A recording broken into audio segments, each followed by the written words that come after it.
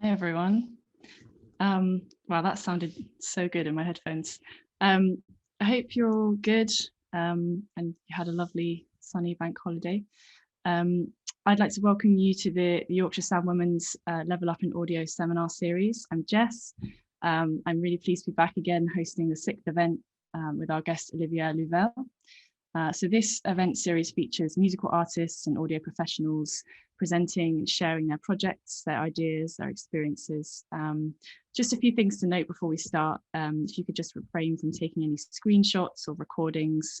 We're going to be recording the session, or we're recording it now, so we're going to send it all out to you at a later date.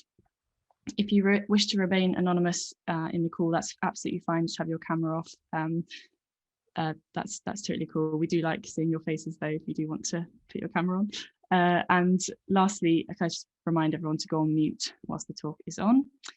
If you have any questions throughout, I advise that you write them in the chat section at the bottom so you don't forget them. And then when there's breaks between the sections, then we can just revisit them and I can read them out. Or if you fancy asking the question yourself, then you can unmute yourself when there's a specific Q&A point. So if that's okay. The rough structure is going to be in 3 parts. So I think Olivia's going to give a little introduction to her work and tell us about the Hepworth Resounds project. The second part is going to focus on the sculptor speaks and all of the sound processes involved in that.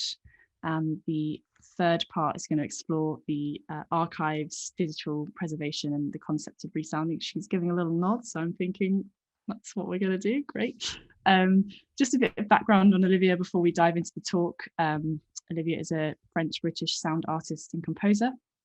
Her work is often centered around the exploration of the voice, using technology to process and manipulate the voice and extracting different narratives from archives and texts and documents from various bits of history. And I think she's going to talk a bit about her earlier projects as well, but I know that she's done a piece called Rajava. I looked at a sound piece as part of the Female Pressure campaign, looking at female voices and of female soldiers in Syria and the importance of that, and Data Regina, which is a project exploring and liberating the voice of Mary, Queen of Scots, which is fascinating. Her most recent work that we're going to hear more about today is centered around the late British sculptor Barbara Hepworth. So this Hepworth Resounds is a 2-part exploration of the sculptor. So the first part, The Sculptor Speaks, was broadcast in January 2020, I believe, and then was followed by an album, Sculptor, later in 2020. So within this work, Louvel recreates and brings to life the voice of Hepworth, taken from audio recordings of Hepworth that she recorded herself, I believe about 60 years ago, but I'm going to leave that to Olivia to tell us more about. Really fascinating piece. I've had a listen myself. So Olivia, I'm going to hand over to you. Thank you. Yes, thank you very much for the introduction and thank you for joining me here today. And I'm doing this talk remotely from West Sussex, and I will focus on the Resounding Hepworth project. So I'll share my screen now.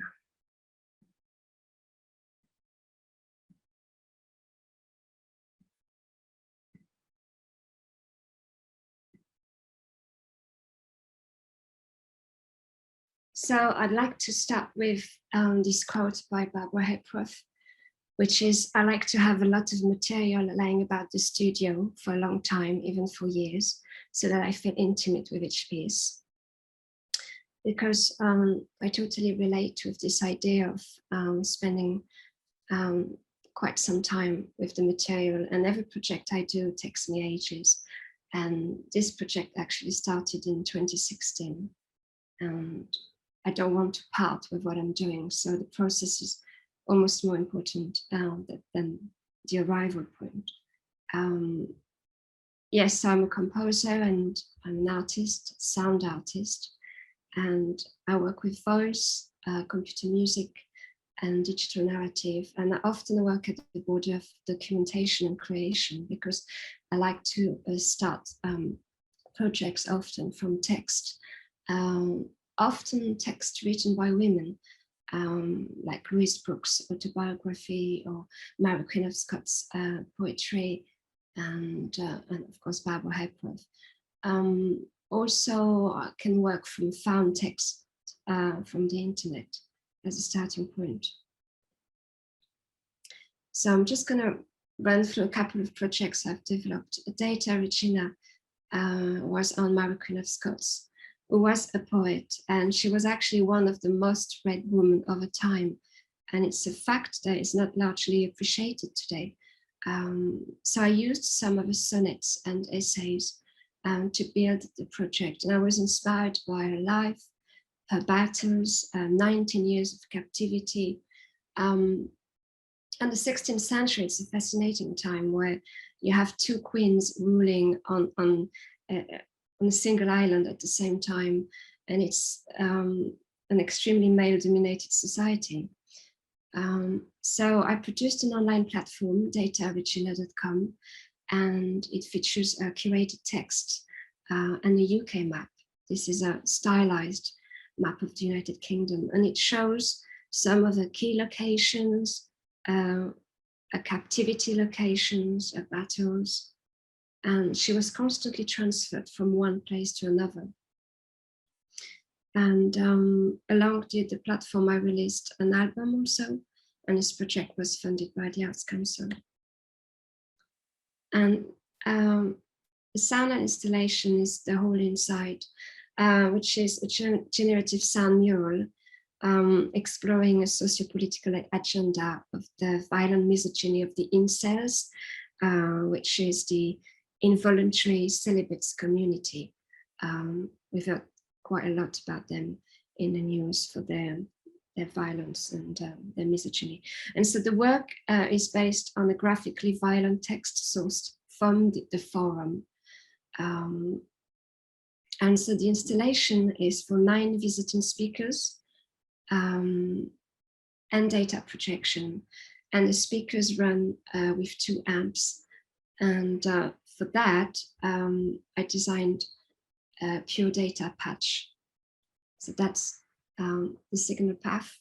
So I had a computer going to an interface, going to Cambridge audio, and powering those visiting speakers. That was the first time I was working with these speakers, and I really want to develop more work with it because they're really interesting to integrate the sound within the art itself, the visual element. Just briefly, that's a little bit of the pure data patch, which is quite big. And so with it, you set the parameters. And once you've set the parameters, you let the agent act on your behalf. And the piece is constantly playing in a different fashion, in a random mode. And pure data was designed by Miller Pouquet, who's known for Max MSP. But pure data is the open source, so it's free. So that makes a difference. And I really like the aesthetic of it, I have to say.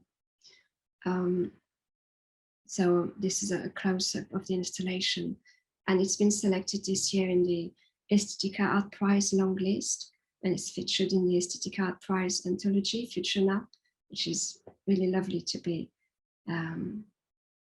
among fascinating artists. So let's dig into Hepworth Resounds. So it's a multi-party project because there will be probably other developments. And it started with writings, which paved the way for Sculptor. And it's a suite of 9 compositions based on Hepworth's writings. And the second part is based on the resounding of an archival tape. So I'll spend more time on the Sculptor Speaks, but I want to discuss a bit Sculptor because it's a process. I didn't get to resound the tape. I would not have resounded the tape if I had not started with her writings. I was researching her work and things evolved. So I'm interested in women who document their practice and their life. And Hepworth said that if she had not become a sculptor, she would have been a writer. So she's left an extensive body of writings. Sculptor is with an O because in in an interview, she said to a journalist, "Do you want to be called a sculptress or a sculptor?" And she said, "A sculptor, please." So I really wanted to emphasize that. So I contacted Sophie Barnes, who's the trustee of the Hepworth estate, early 2017 to clear the rights. And she kindly authorized me to develop work on her writings, which was really exciting. And then I visited the Hepworth Wakefield, and then I went, October 2017, I went to St. Ives to do a research journey there. And I visited the sculpture garden, which was absolutely mesmerizing, and I would love to go back. And it's during that journey that I shot some of the footage that I would later use for the visual aspect. So for the sound vocabulary, I was searching for a soundscape, and I had this idea of gathering all the scissors I could find at home, shears and secateurs, and I recorded all of them. And actually they provided a lot of the rhythmic foundation for the pieces. And sometimes you need something like that, like a starting point, you know, and it sets you on a track. This is the inside of the artwork with the text I've used for sculptor. The sound of a mallet or hammer is music to my ears when ivory is used rhythmically, and I can tell by sound alone what is going on. When I visited the sculpture garden in St. Ives, the tour guide revealed that Hepworth would often lay on the daybed in the garden, but she would remain attentive to her assistants working, to that sound, and from that listening experience, she could tell what was going on. And I think that's interesting because you have there a sculptor who apprehends spatially the sounds of her environment as a scenic material. She has the awareness to shift from oral to visual dimension because of the whole sensorial experience of carving. It's a physical thing. And so also she was classically trained. She was a musician. She was playing the piano and she won prizes. So she comes from sound. And so she associates here noise to music. And that appreciation of the rhythms and dissonant textures of the carving tools reveals a very modern listening approach. And this connection draws from the early 20th century developments in sound, with artists challenging the aesthetic necessity of sounds perceived as noise. And so Hepworth's workshop in St. Ives becomes an intoxicating orchestra of noises, as anticipated by futurist painter Luigi Russolo in 1913 in The Art of Noises.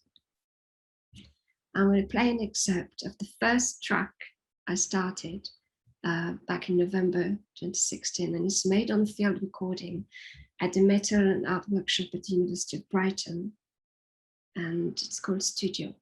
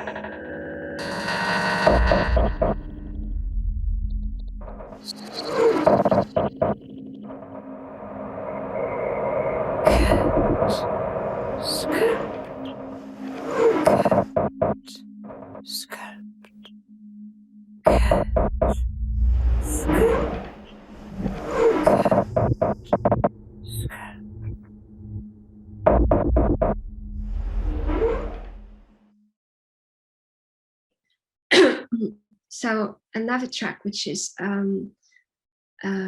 rhythmic is I Draw What I Feel in My Body, with this fantastic definition of sculpture by Hepworth. Landscape is strong, it has bones and flesh and skin and hair.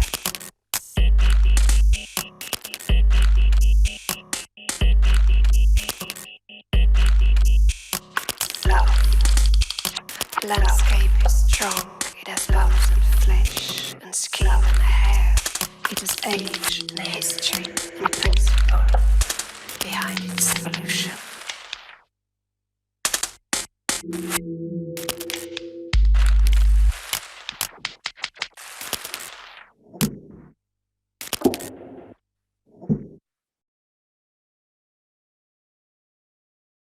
But then I was thinking that working with my voice seemed limiting, and I needed to step out. And so I wanted to work with her voice. So I started searching for Hepworth's voice. And the first track I did with her voice is actually from a sample. I sampled a bit of her voice from an interview for British Pathé in 1972. And the first version I made for it was actually 5.1 in Logic. I didn't know at the time I was going to make a record. So then after I did a stereo version. And let's have a listen to that incredible melodic voice.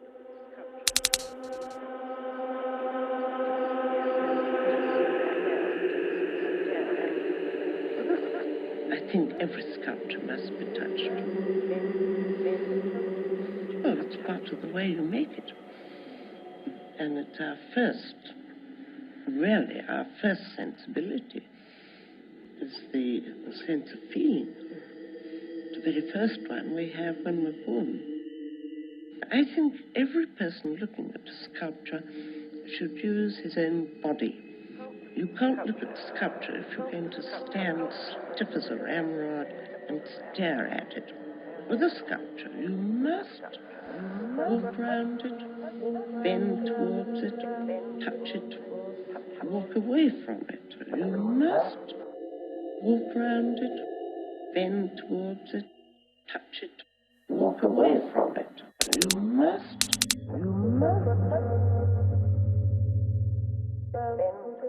Walk away from it. You must walk around it, bend towards it, touch it. Walk away from it.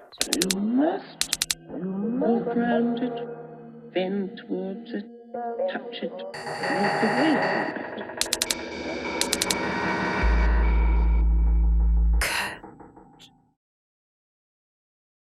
It's a fantastic way to approach sculpture as physical and relational.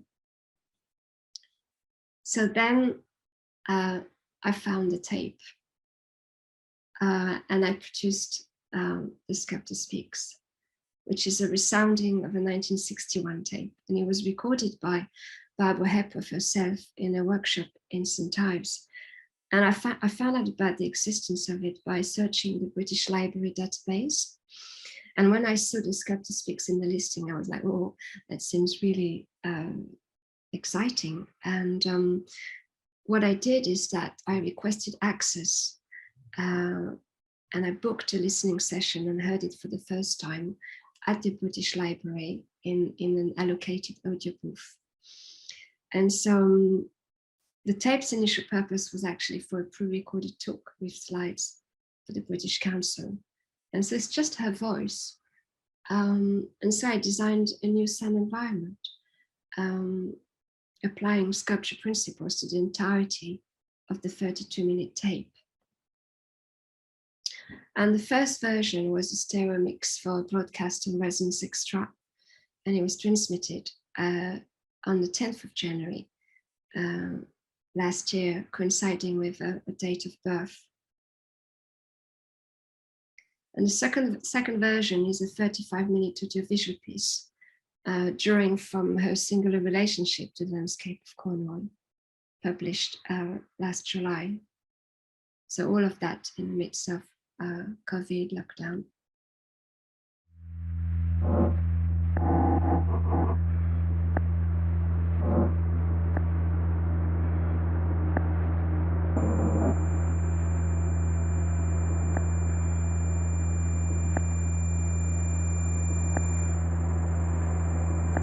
form.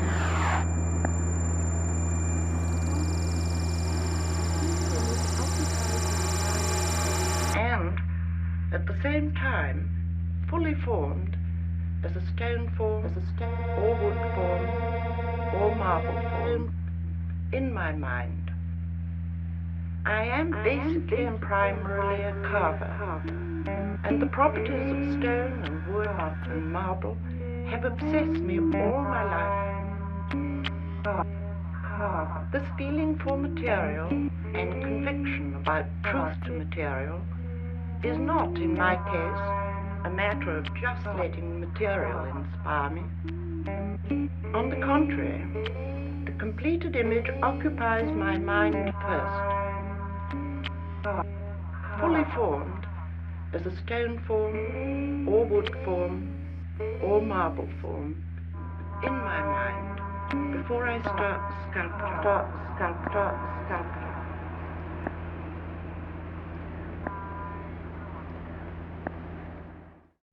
So that was the first excerpt, and I'll play 3 more throughout the talk.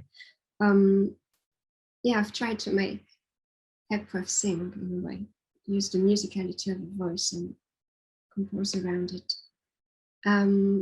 This is a sketch. Because of COVID, the lockdown, the plan was to install the work, but it wasn't going to happen. So this is why I produced the online version, which was published last year. So I made sketches for possible free channel diffusion, and I would love to present the work. Sculptor Speaks as a multi-diffusion channel, like at HIS, the Huddersfield Immersive Sound System, or another place. So I'm hoping there will be the sound diffusion in a space for people in the real world. This is the end of the first part. So I'm going to unshare my screen or quit that. Escape, here we go. Shall I stop sharing my screen or do that? It's up to you, really. Does anyone have any questions at this point? I know I certainly have a few, but if you do have any questions, you can write them in the chat, or now is a little chance to unmute yourself if you have any questions so far.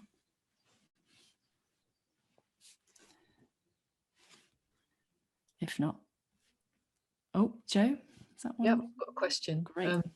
I'm unmuted, am I? Yeah. Yeah. Hi, Olivia. Hi, Joe. Oh yeah, great. I really enjoyed listening to your pieces there. I noted at the beginning that you said that you take a really long time to form your ideas and make your work, and I find myself in that same kind of way of operating. But how do you reconcile that with the fact that sometimes commissions come out and you think, oh, I'll go for that commission, and it's like they want it made in 1 month or 6 weeks, and you just think, well, with everything else I've got going on as well, I don't feel like I've got the creative power or space to generate what I'd like to within the time scale that they're giving me. Have you been able to negotiate longer time scales the more experienced you become? I mean, some of these projects that I'm doing, like data original, the Hepworth, I've completely operated within my own time frame. So the data original, when I got the funding for the Arts Council, obviously, then I had to follow a timeline and produce the project at when I said it's over, it's over. But it's never really over when it's over. And for instance, for the Hepworth, I wanted to publish it by June, and I ended up on Vimeo. You can replace the file. I ended up replacing the file constantly, because constantly I could hear things that I wanted to modify, and so I have a problem with that. I know I can spend a long time on things. Having said that, I have been commissioned, for instance, when I worked for Jews Vocal, I was commissioned to write a piece for them for their performance at King's Place, and I was on target. I did everything within the time.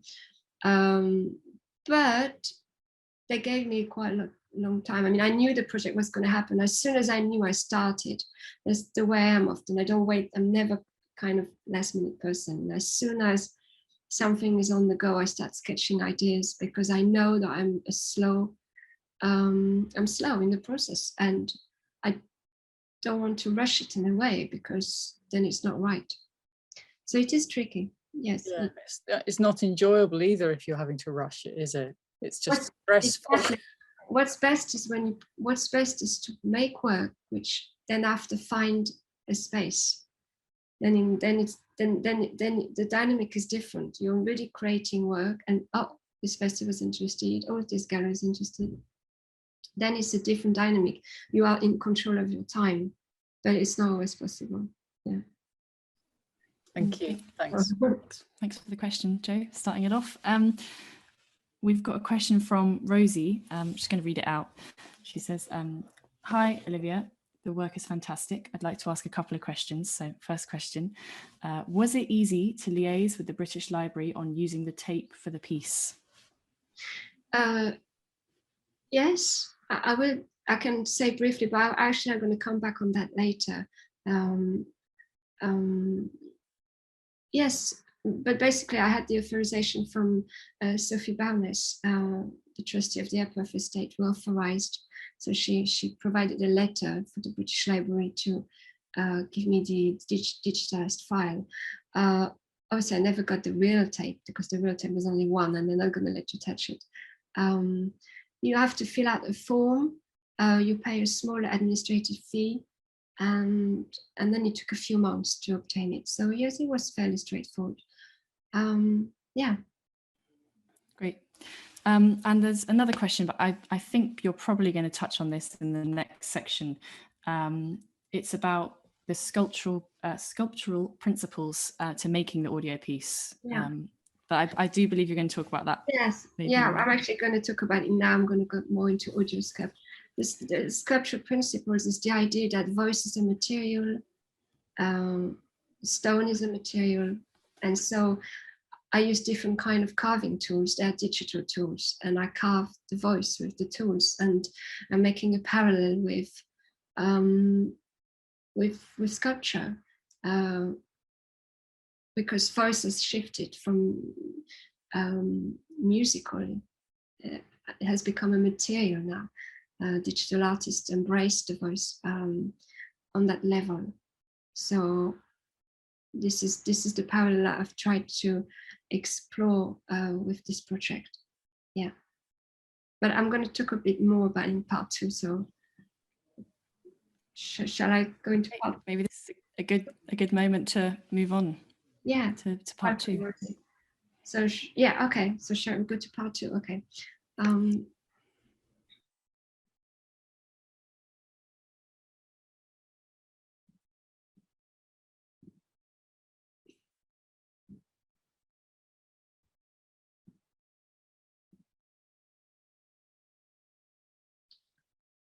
Right.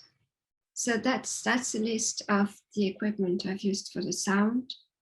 I'm going to talk about Audio Sculpt, and the plugins I've used. Fab Filter, I used a lot the Pro Q2 to equalize the voice, because when you get an archival material like that, there's lots of hiss, lots of noise.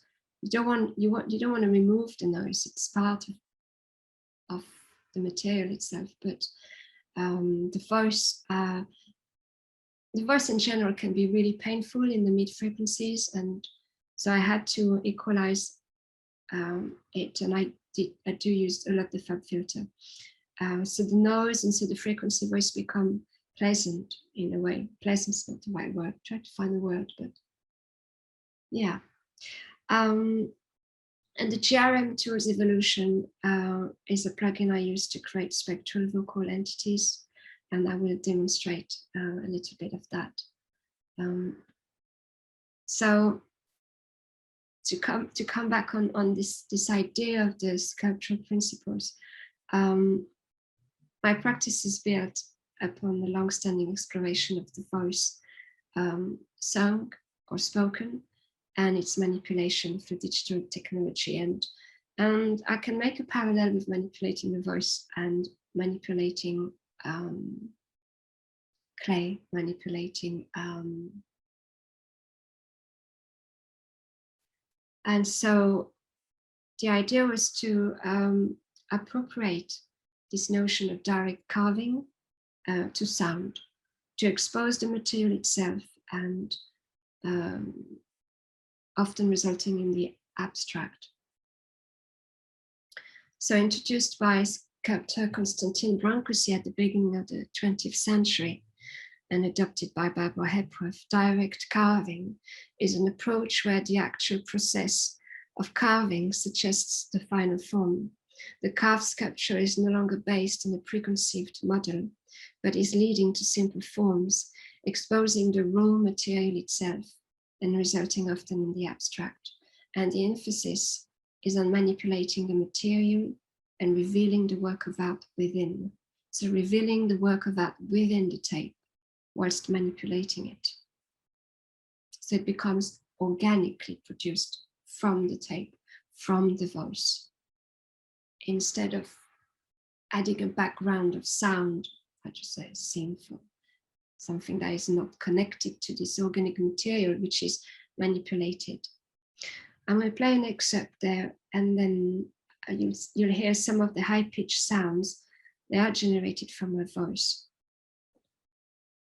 Metal has an entirely different kind of structure, and as I have said, it took me nearly 30 years to find a way of using it. Where I felt free to work in metal. I needed to understand it in order to be stimulated by it.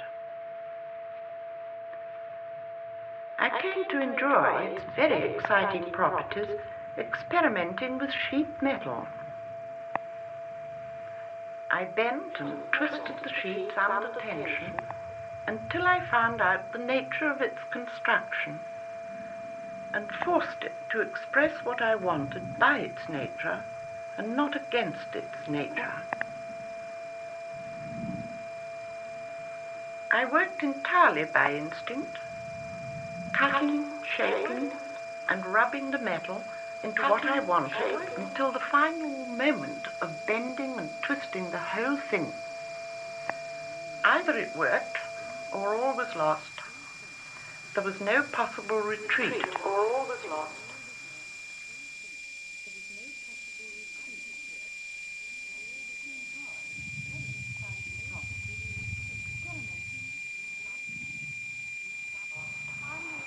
There was no possible retreat or all was lost. No possible retreat or all was lost. There was no possible retreat. So all this material is generated from the tape, and as she says with experience in working with metal, she says not going against its nature, but going with the nature of the material, and that's what I've attempted to do with the tape. So AudioSculpt is a software by IRCAM for viewing, analysis, and processing of sounds. It offers several graphical representations of the sound signal, waveform, spectrum, sonogram, and it allows you to sculpt the graphical representation of the sound with filters. The voice of Barbara Hepworth, as you've heard, is incredibly melodic, and her Yorkshire accent has faded in favor of a BBC received pronunciation, which can appear a bit dated, perhaps. So the question was, how far do I allow the abstraction of the words? That was a bit tricky because I wanted to convey the message. I didn't want to go full on abstraction because it's an insight on a creative process, and I wanted the meaning to be transmitted. And so I had to find the balance, and it took me a while actually to approach the material. Talking of time again, I didn't know where to start, how to start, and I was intimidated because it's a historical document. But as soon as I started carving from one angle, that was it. Then I was set in motion. And so I constantly negotiated between that semantic voice and the emergence of an abstracted voice, a sculptural entity, Hepworth as a sculptural vocal entity. So that's a screenshot of the audio sculpt. I'm going to show you something I've reconstructed for today's session, because audio sculpt, it's not a session like Logic or Pro Tools.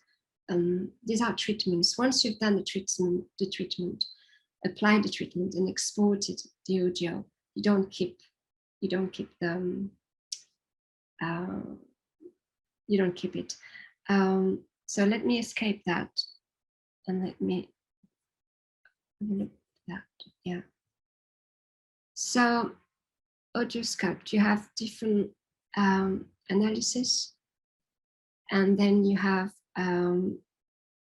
filter tools like the harmonic pencil, which doesn't want to come up for some reason.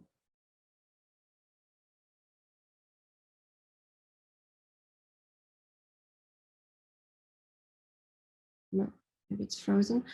I'm going to play you the excerpt without any process so you can hear it. To achieve a whole rhythm, I lock myself up for the day. And if I can't achieve it, then I wait for another and more auspicious day. So to achieve, then you can choose, I'm going to play it with the filter mode, the reject filter mode. You hear the difference? To achieve a whole rhythm, I lock myself up for the day. And if I can't achieve it, then I wait for another and more auspicious day. So that's just something I reconstructed quickly. You need to spend a lot of time with it, searching, and often things happen by accident and randomly. So yeah, here I use the which doesn't want to come up for some reason, I don't know why, but the harmonic pencil, and here we go, and you can draw straight like that, and then change the values and apply different effects. So I've put the freeze at the end, and I did a lot of things with that. This is very interesting, this software, and I want to explore it even further. So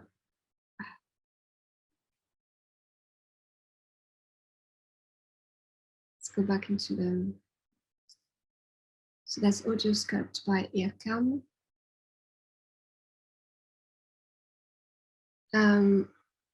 Another question was, I think I alluded to that, how to deal with the tape crackles. So it's an analog material, they are crackles, and they're part of it. You know, it's the beauty of it. You know, you don't want to start denosing everything too much that it sort of loses its natural entity. So I worked with the defaults of the tape, and actually emphasized it, because there are parts, I'm going to play it in Pro Tools in a minute. I used some of the clicks, you know, they come, I've repeated them and created rhythmic patterns with them, actually. Also, the tape is damaged at some point, and so a voice becomes really muffled, the frequency is completely changing, and that coincides with the part where she recalls the start of the war. So I did not attempt to repair it, but I just played with its sonic narrative. And I'm going to play you an excerpt of that when war broke out in 1939. When war broke out in 1939, I had moved with my young family from London to St. Ives in Cornwall, where I still live.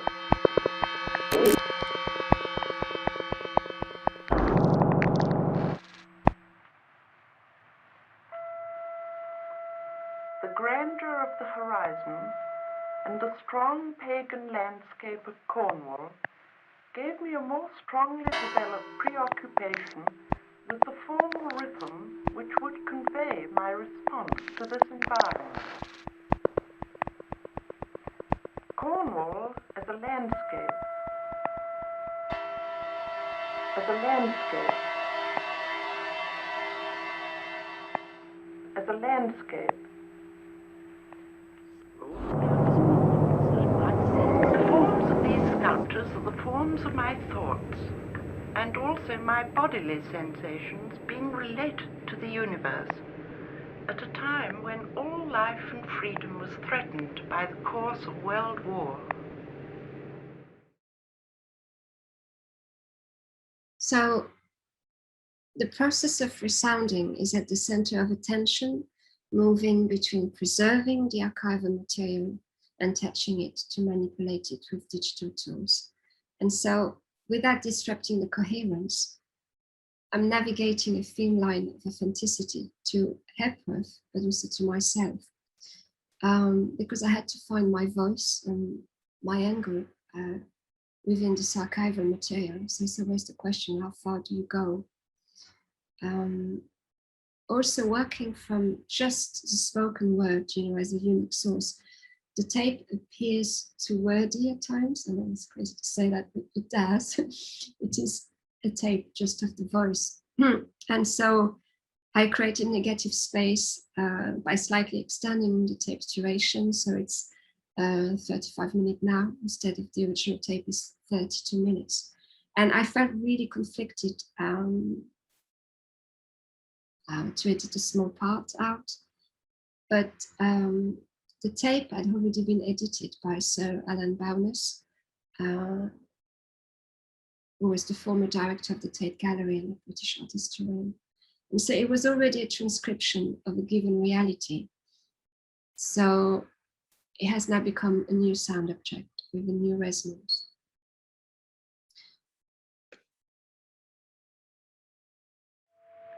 Their thoughts in landscape are always expressed outwardly, and the eternal grace of feeling part of the world around us is expressed by human vitality. Very often I am the figure in the landscape, and my own reaction to environment takes shape as a new form, a new sculpture. I am the figure in the landscape.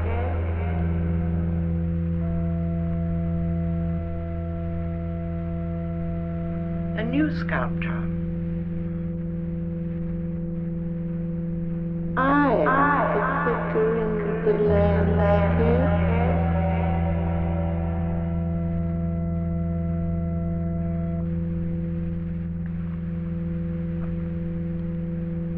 I am the figure in the landscape.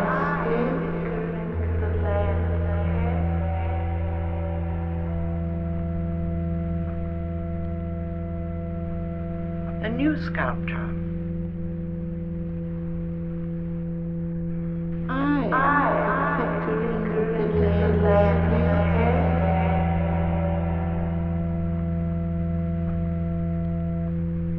A new sculpture. I am the figure in the landscape.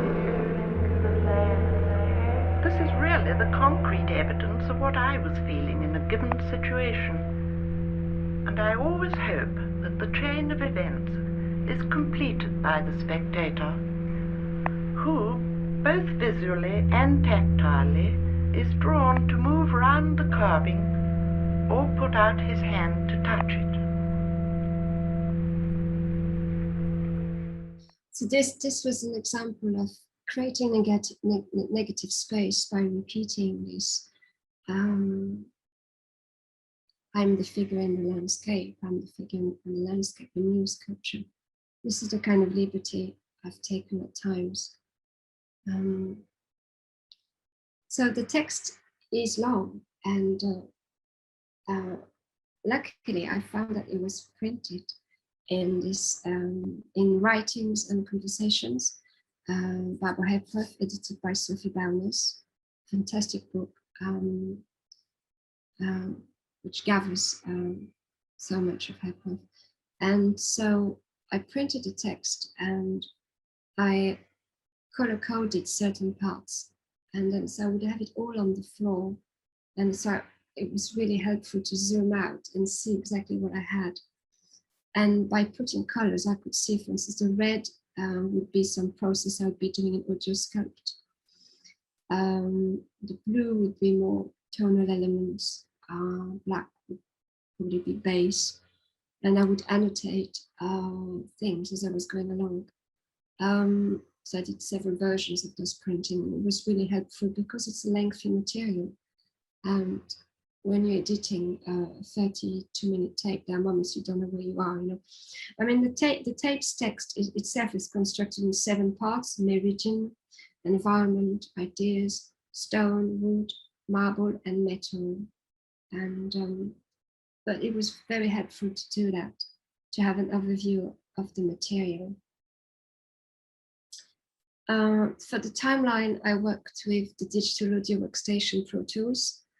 I've been using Pro Tools since 2003, and I didn't really choose Pro Tools. It just happened like that. I got a secondhand M-Box, an audio interface. It was the first model at the time, and I had an iBook. It was the era where we had iBooks. And with that, I started producing my own piece, you know, which was really a turning point for me, being able to produce my own sounds with my device. And but yeah, Pro Tools is more costly than Logic, but Pro Tools is established itself as an industry standard for film, and from the start they targeted the film industry, and they were the first viable option to sync picture to audio, and they've established themselves in the film industry ever since. So that's what I'm using, Pro Tools. And I've used Ableton and Audio Sculpt, so I would do my processing on Ableton, Audio Sculpt, and then I would check it all back in Pro Tools to organize my timeline.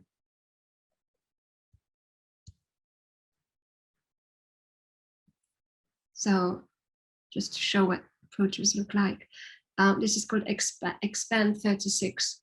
This is probably 155 session. It's probably a clean session already with consolidated files, because there is no way I've done only just 36 versions. But then every now and then you have to reorganize and clean your files, because it's like a monster. I'm just going to play a little excerpt, and then I'll show you the GRM tools, the plugin, what it looks like. Live in Cornwall, where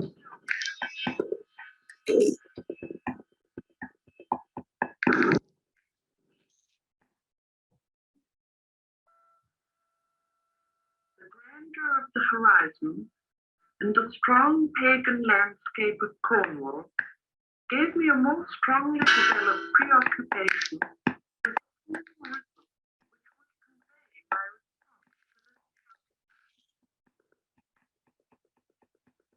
Cornwall as a landscape. As a landscape. As a landscape.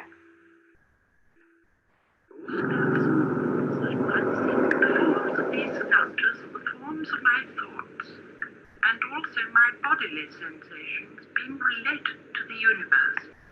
So here, for instance, I just noticed as I'm going, I haven't opened this session for a while, so I've reversed here the tape, I noticed. So I've imported in the session for you the original file. I like the number of that file. And I'm just going to show you a little bit of the GRM tools. This wood sculpture. Oops, sorry. Let me remove the effects so you can see the difference. So this is the GRM tools. This wood sculpture, called Pelagos, was not only the land and seascape around me, But it is also a personal affirmation of faith, using the material of living wood with colour and strings. This wood sculpture, or pelagos, was not only the but it is also a personal affirmation of faith, using the material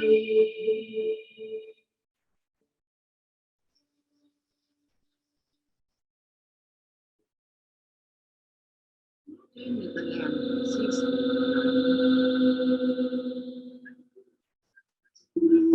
the faith, using the material of living wood with colour and strings. This wood sculpture.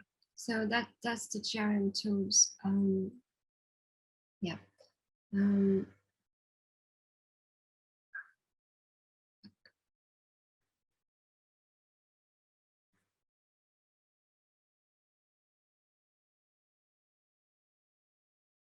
So the Jerem tools, I actually have been using them for 10 years now. And I use not just evolution, I use others, but I just wanted to focus on this one. You can create some interesting morphing of the voice. And it was, Jerem is Groupe de Recherche Musicale, which was founded by Pierre Schaeffer in 1958. And so the plugins allows the continuous change of sounds by frequency selective sampling of the input signal. And you can really create some spectral vocal entity. So I did use quite a lot this plugin. And just to finish this part, the film can be viewed on the Catwalk Improve Vimeo channel if you want to see the 35-minute audiovisual version. And that's it for this part. Share. Oh, thank you so much, Olivia. It's absolutely fascinating to see how this all works. So thank you so much for sharing that, and for all of your amazing technology skills there with your Zoom sharing and everything. It's so smooth. Does anyone have any questions about this part, the sculpting?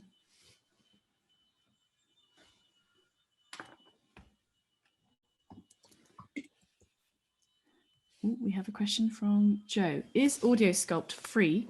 From IRCAM. Not that I need any more music software. Yeah, how tell us more about AudioSculpt. It's not free.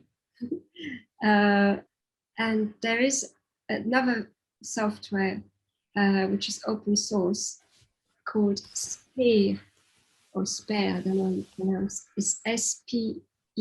Put it in the chat. SPEAR. Is by, I think, the address clinkbayans.com. And check. Bear with me, I've got the name somewhere. And this is a kind of open source. I mean, it's not exactly the same, obviously, but do I have the name here? No, I don't have the name. I don't have the name. So no, AudioSculpt is not free. I mean, IRCAM are really good softwares, and they're a bit costly. But Spear is interesting because you can do a bit the same. So it's, we'll have a go at that. Yeah, definitely. I think Christian, you've got a question there. Yeah, I was wondering if you had done earlier processing with analog hardware or any other kinds of things before you got into these digital tools, or was this the first? Yeah, that's the thing. I really come from digital. I don't work with analog.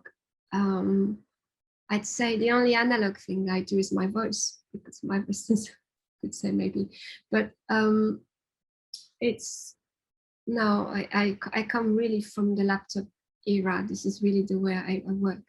So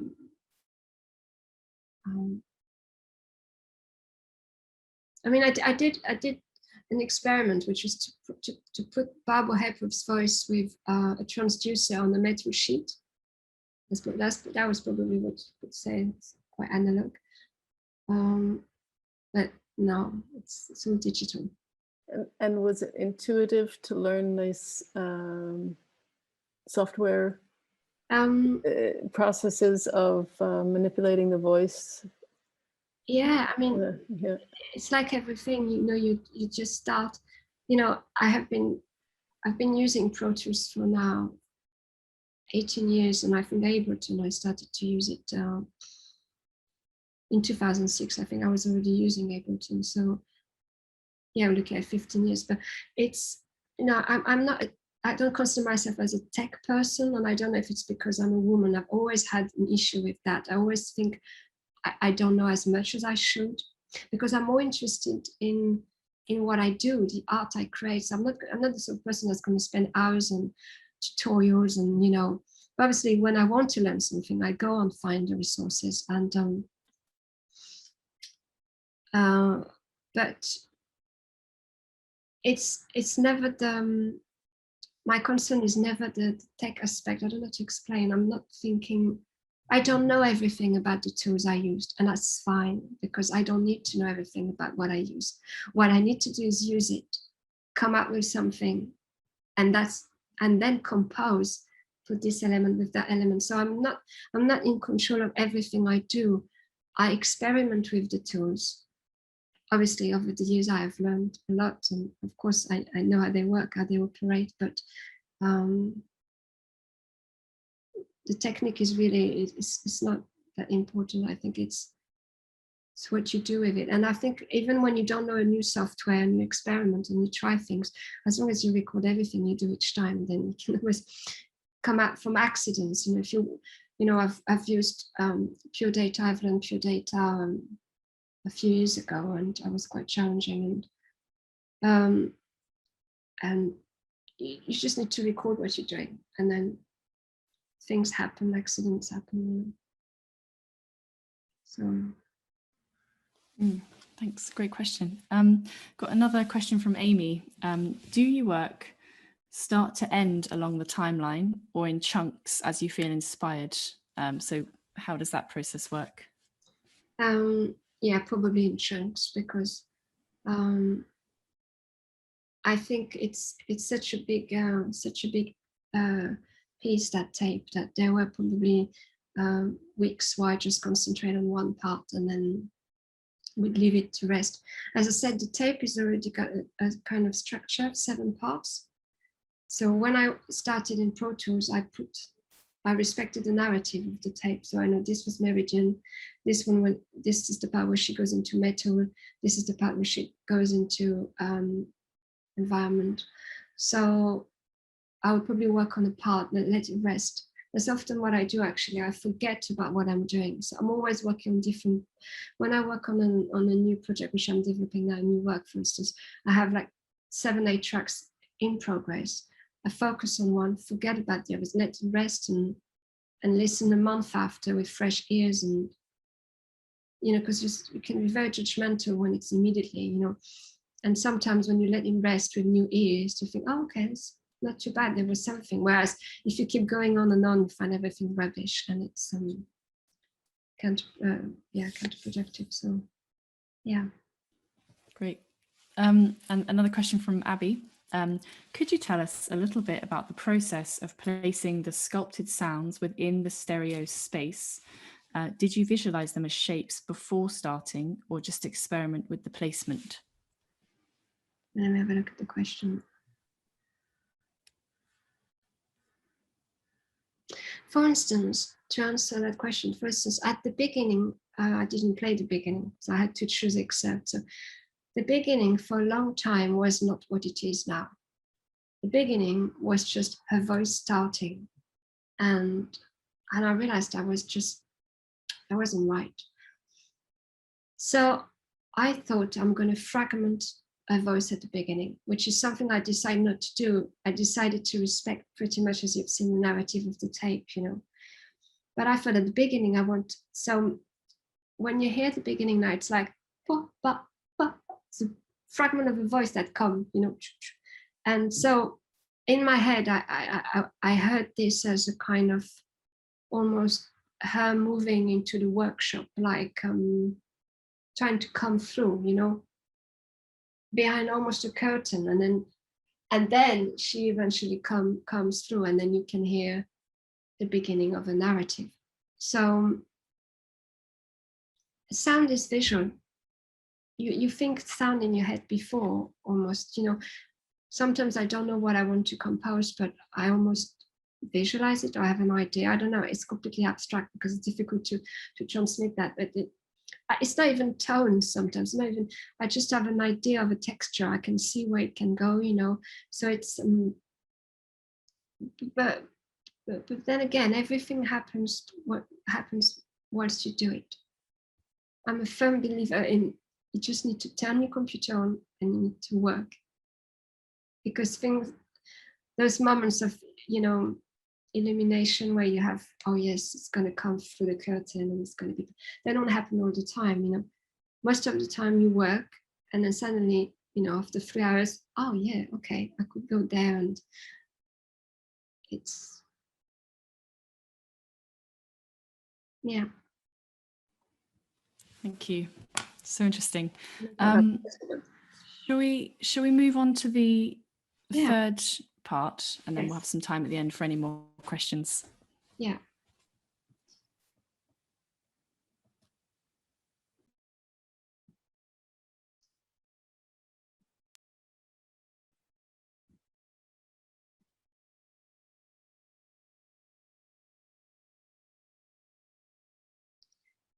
So this part is going to focus more on the tape, because I wanted to find out more about that tape, you know, because all I got was the digitized file. So I got in touch with the people at the British Library, and I was very fortunate that the lead curator, Stephen Clearly, actually got back to me, and he provided me with these photos, which I'm going to share with you. And he actually ordered the tape to take the photo, which I thought was really, really exciting. And he also ordered the CD, which was created from the tape from their Yorkshire unit. And he sent me this photo, this, which I was like, it's fantastic when I got that, because there it became really concrete, you know. And he sent me this bit of information, and then he told me that he said that we have the original 7-inch master tape plus 2 copies, and the copies were not made by the British Library, but they were made by the British Council before they received the collection. And so the audio file was made from a CDR transfer of the analog master, which was made in October 2000, so it was digitized 21 years ago. And so I could easily access The Sculptor Speaks because it had been digitized from its analog state. And so the emergence of digital preservation has contributed to the transmission of our sound heritage, facilitating access for the public and researchers. It's very, very important to keep things going on, and so we can revisit previous recordings. And the head of technical services at the British Library, Sound and Vision, Will Prentice, stated in an interview in The Wire that if we want our audio heritage preserved sustainably, we need to digitize and we need to rethink the archival paradigm. So there has been the digitization has been a key process. And when I had all this information, I started to think which recording device could have been used in 1961. That was before I was born, and as I said, I'm not coming from the analog. I mean, the only thing an analog about me is my father used to work for, I'm going off the notes there, I'm going off the, no, it's just a bracket. My father used to work for Agfa Gewalt, and so I grew up and I had plenty of cassettes at home. So I was actually making my own mixtape with my little recorder, and that's the way I started, I'd say, my exploration into sound. So I have experienced the cassette. So that's the Hua. Portable magnetic tape recorder, the Nagra 3, made its entrance in 1957, and so sound capture became mobile and liberated from technical constraints. The main competitor of Nagra was the Hua. They developed the Reporter's portable tape recorder with that series, the 4000S. And so because of the reliability of the recorders and their small size, the Hua were used in the broadcast by BBC as an affordable alternative to Nagra. And so the Hua was much more prevalent in the UK.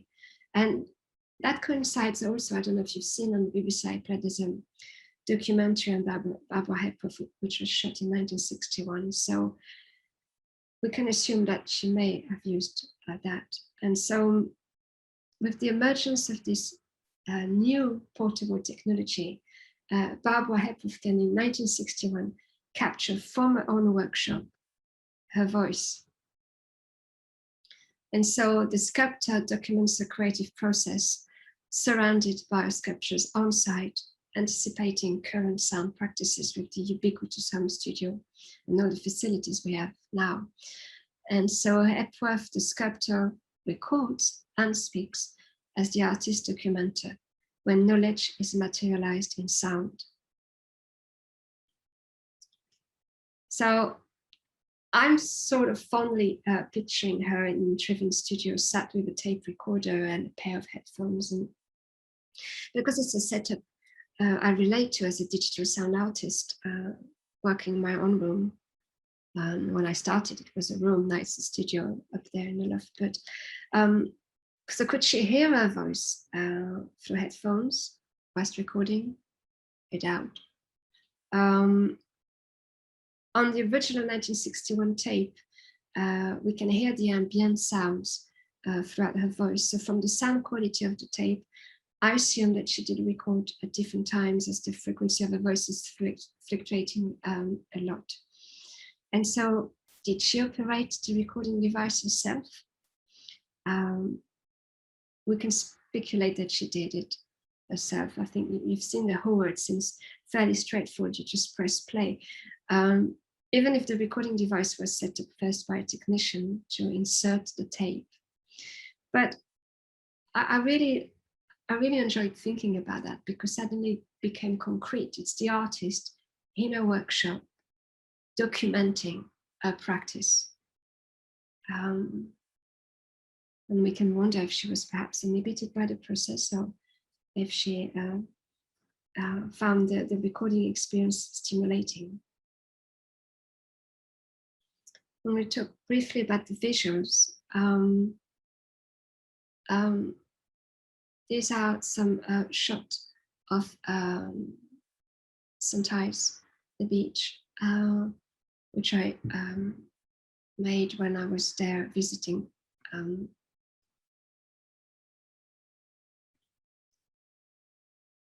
On my research journey. We're back on track.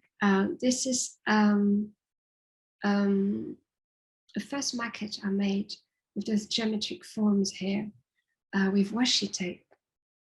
And then after, I cut some slides, which I inserted into the frame.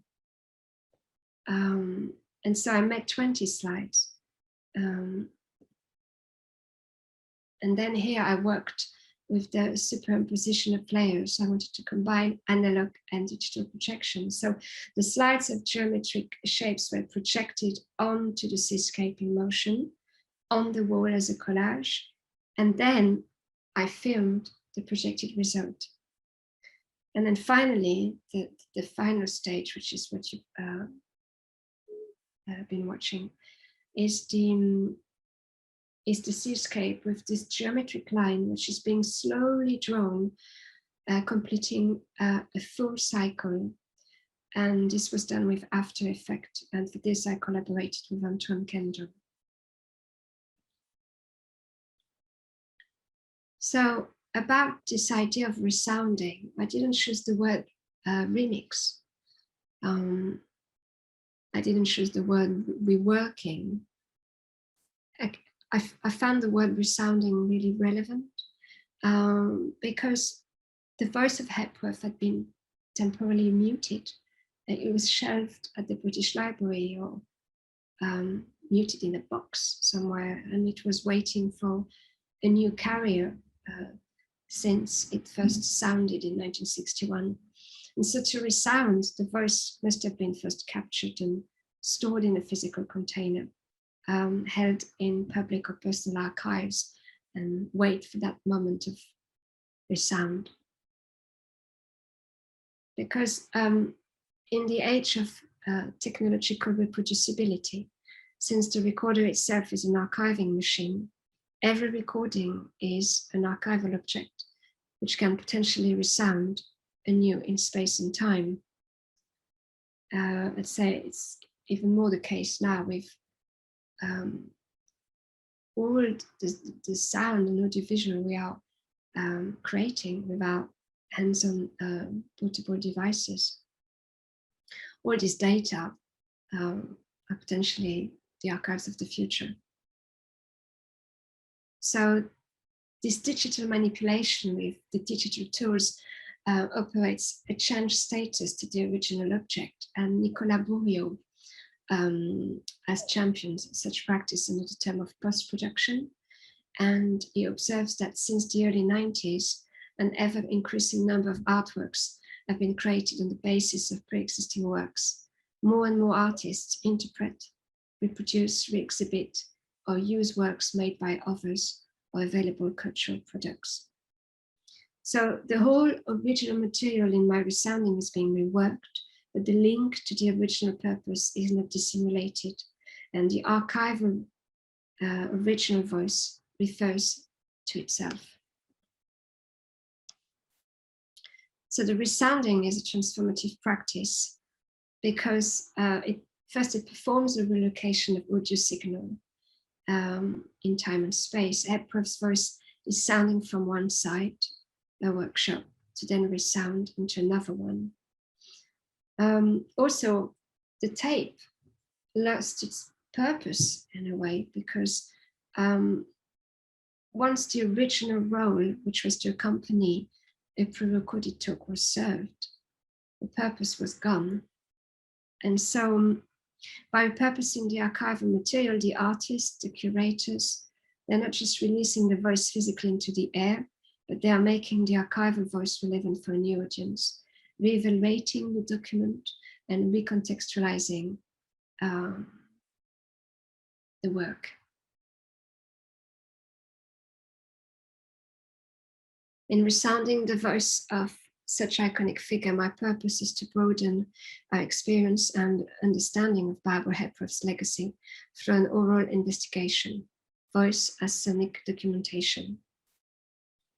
And that connects with what I said at the beginning. I'm interested in often working at the border of documentation and creation.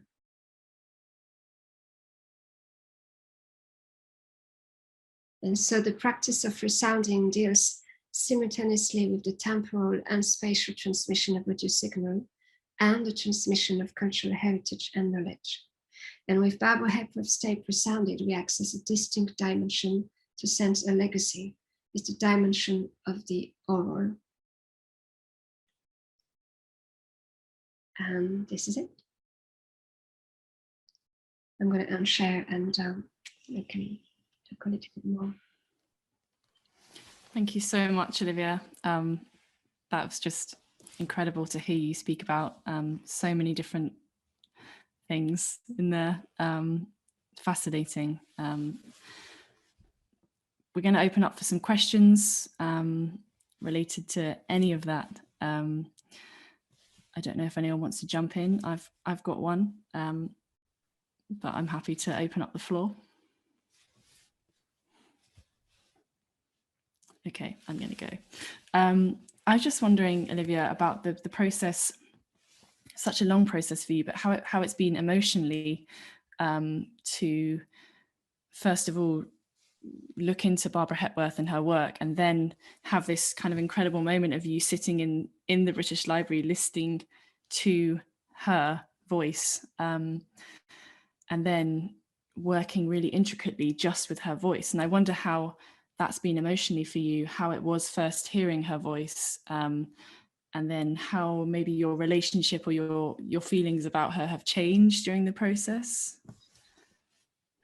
When I heard the tape at the first time at the British Library, I was excited. I was almost like it sounds a bit pretentious, but an archaeologist was just found a little treasure. You know, I was like, oh my God, this is amazing.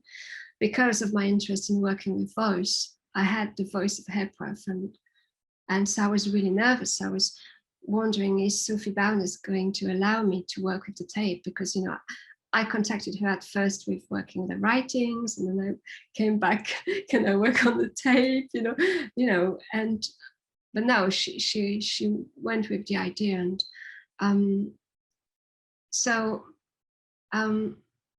I think obviously I'm a fan of Barbara Hepworth, but I had to step out at times and also envisage the voice for what it is, a material. But it has been a fantastic, it's almost like a maternal figure hearing Barbara Hepworth when you work over and over at home. You know, I mean, she's an icon. She's an icon of art, of feminism, a woman who raised 4 children. I mean, in the circumstances, I mean, you know, didn't have a washing machine, or, you know, I mean, you wonder how women did, you know, post-war. That's why they moved to Cornwall also because of the war. But then she didn't have the space at first. When she got there, she didn't have the space to create, and she would sketch. And she was saying, you know, even if you only do half an hour a day, because you have the kids to feed and all that. If I could do half an hour a day, just half an hour a day of sketching, you know, she didn't have the space to do her sculptures for many years when she moves to St. Ives. So it's all in her head. She's got the drive, you know, the drive to carry on, and this is inspiring. You know, this is inspiring for me. I can, you know, you look for icons also. We all have icons, you know, I mean, feminine icons, of course, for me. I mean, it's working on her voice and hearing her talking about her struggle with metal. And, you know, it took her 30 years to be able to work in metal. I mean, the determination you need to carry on. And this is inspiring. And I have to say, it's been fantastic to work on the tape for me. It's giving me an insight even more into her practice. You know, you get an insight when you look at the sculpture. If you touch it, she wanted people to touch the sculpture, you're not allowed. But you get an insight on Hepworth when you read her. And I think now you can get an insight when you listen to her talking of the practice. This is another layer. Having said that, at the end, there were moments where I couldn't hear her voice anymore, because at the end, you take a break, you have a cup of tea, and all you hear is a musicality, you know, in your head, following you in the house and everywhere you go, you know. But that's the problem with any projects I work on. At the end, I can't hear it anymore, you know, because at the end you have to put in a big shift, and it's difficult. And also, on a personal level, I've had COVID in March 2020. So when I finished this project, I was still not 100% back because I've developed long COVID, which is something that a lot of people have now. And so when I finished mixing this work, I would work 2-3 hours, then I would take a nap, and work again, then I would take a nap, then I would work again, take a nap, then it would be my time. And that's pretty much the way I finished this project. And if I listen to it now, I would probably make tons of notes of things I want to change. But then you have to let go. You have to also abandon the work. It's never finished otherwise, you know, it's just, so. Yeah, thank you. Does anyone else have any more questions? We've got about 5 minutes left, so maybe 1 or 2 questions. If anyone has any.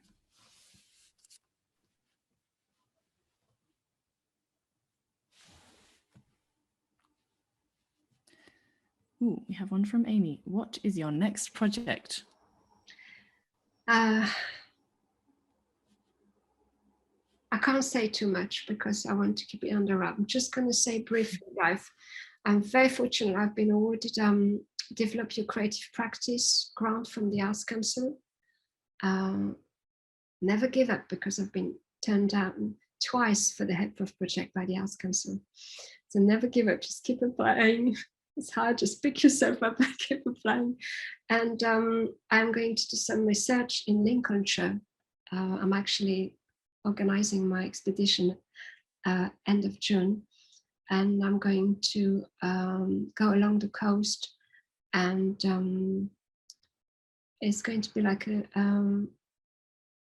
we're going to record my experience of the area and searching for the submerged forest in Lincolnshire, which are appearing at low tide. Those trees are the remnants of Doggerland. They used to connect us to the continent. And I'm already saying too much. This is my next project.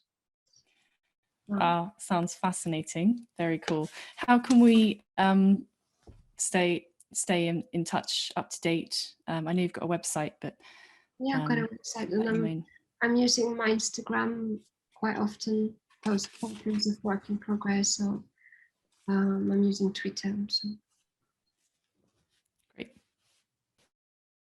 Thank you.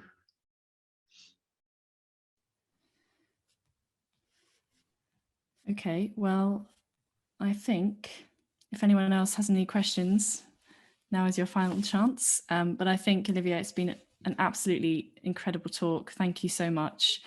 Very inspiring, and the work is just beautiful. Thank you all for your really comments. lovely. It's fantastic. Thank you very much. I enjoyed it very much. Yeah, it's so nice to share with us. So thank you. And just from the Yorkshire Sound Women Network, I just want to say thank you, everyone, for attending. And our next seminar is going to be at the end of June with Anna Bertmark, who's a sound designer who designs stuff for film and TV. So that's going to be at the end of June. So stay tuned for that on our emails or Twitter and things like that. But yes, thank you so much to everyone. And I really hope that you all get out to enjoy the sun now. But yeah, that was just so fascinating, Olivia, and just brilliant. So thanks a lot. And I think everyone here is just, yeah, lovely. Oh, some clapping. So yeah, thanks everyone. And hopefully we'll see you all in at the end of June for our next seminar. So yeah, have a great rest afternoon. And yeah, thanks again, Olivia and Yorkshire Sound Women Network.